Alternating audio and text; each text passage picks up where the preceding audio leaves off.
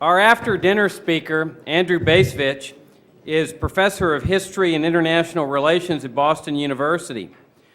He received his PhD in American Diplomatic History from Princeton.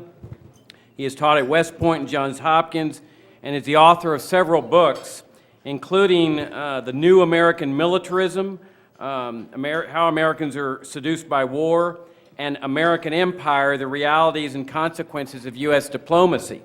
He is also the co-editor of The Long War, A New History of U.S. National Security Policy Since World War II, and Imperial Tense, Problems and Prospects of American Empire. His articles have appeared in a wide variety of publications, including the Atlantic Monthly, the London Review of Books, The Nation, New York Times, Washington Post, Financial Times, Los Angeles Times, and many, many others. Andrew is a graduate of the VMI of the North. Now, the reason I say that to inject a little bit of personal history into this introduction is that as a graduate of VMI, we just get so tired of being referred to as the West Point of the South. This is a little bit of retaliation. One of the things that was most moving in my 4 years at VMI, which took place from 68 to 72, was the times in the mess hall when, I forget what exactly the Corps commander would say, but there were certain words where everybody knew what it meant. And he'd say, attention to orders, Republic of Vietnam, something like that. And all of a sudden, a hush would sweep across the mess hall. And everybody knew what was coming. Lieutenant such and such, VMI class of 66, this day killed in action. And over those 4 years, you just got used to that, but you just get that grimace when that hush would sweep across the mess hall. And I know that Andrew experienced that as well, and of course, I'm sure he experienced it much more closely than I did since he was a military officer that served on active duty. One of his most moving pieces that I ever read, especially since 9/11, was a piece entitled, I Lost My Son in Iraq, and we were both doing our duty. So here is a man where U.S. foreign policy dealt the cruelest blow that can ever befall a parent, the loss of a child. He is a man of tremendous principle. Every morning when I Google articles to look for our daily email update, one of the first names that I insert in that Google search engine is Andrew J. Bacevich, because I can't wait to read the articles of this man of principle. Please welcome Andrew Bacevich.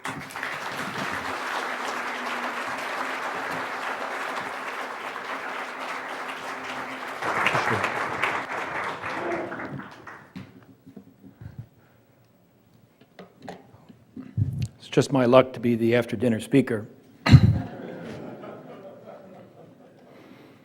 You've had 3 glasses of wine, and I have 45 minutes to fill.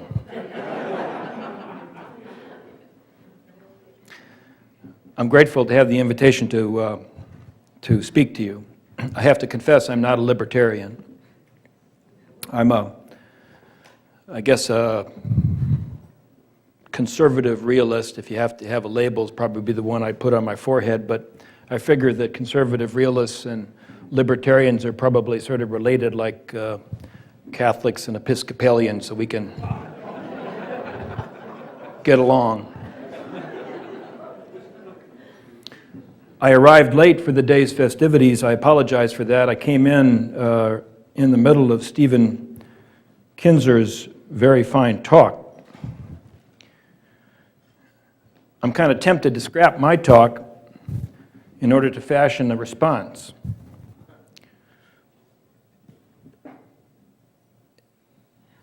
And I'll make a very brief response with the promise that Stephen Kinzer can ask the first question when we get to questions.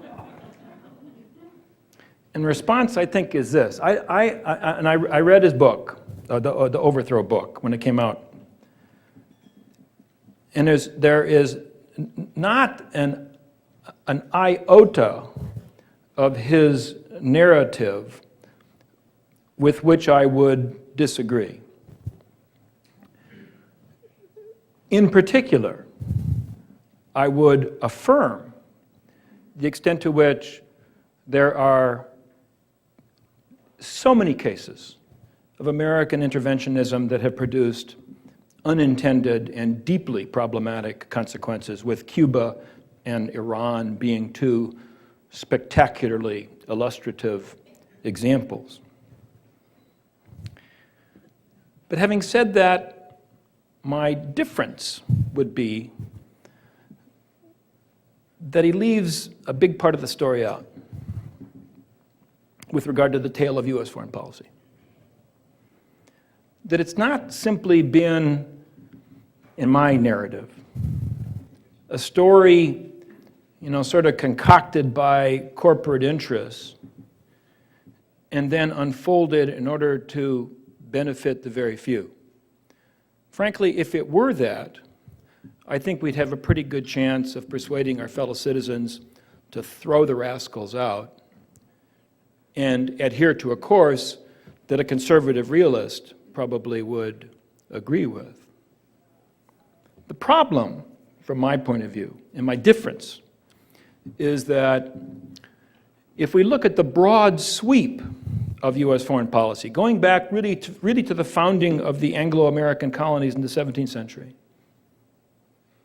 and recognize the extent to which the overarching theme of that foreign policy, moving in fits and starts, but nonetheless, the basic theme that runs throughout, has been a theme of expansionism and, yes, interventionism. The problem is that it's the expansionism and interventionism of the 17th century and the 18th century and the 19th century, and yes, through much of the 20th century, that made this country the most powerful in the world, the richest in the world, and the freest in the world, with a wealth and a freedom that benefits not simply corporate bigwigs or people who hang around this particular city, but benefits really that I think we have all enjoyed. So interventionism, yes, interventionism in 1898 that leads to our problems with Cuba, that caught the stupid decision to annex the Philippines. What a moronic move. But in many respects, it's the Spanish-American War of 1898 that vaults the United States to the position of being a rising world power. My story of U.S. foreign policy says that the real problem is that sometime around the 1960s, pick a date like the U.S. intervention in Vietnam, this correlation between expansionism through intervention and ever greater power and ever greater abundance and, yes, ever greater freedom, that correlation began to become undone.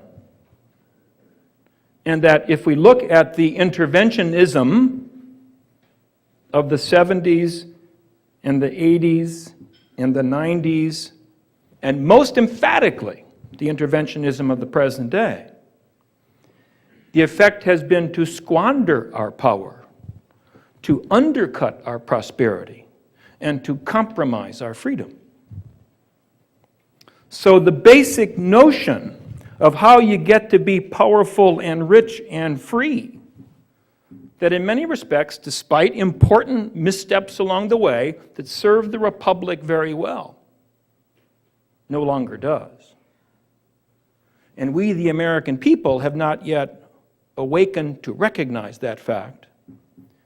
And certainly our political elites are determined to keep us in the dark for as long as possible. And they keep us in the dark by insisting that, yes, one more act of intervention, one more effort to try to expand our influence, expand our power, is going to get us back on that road to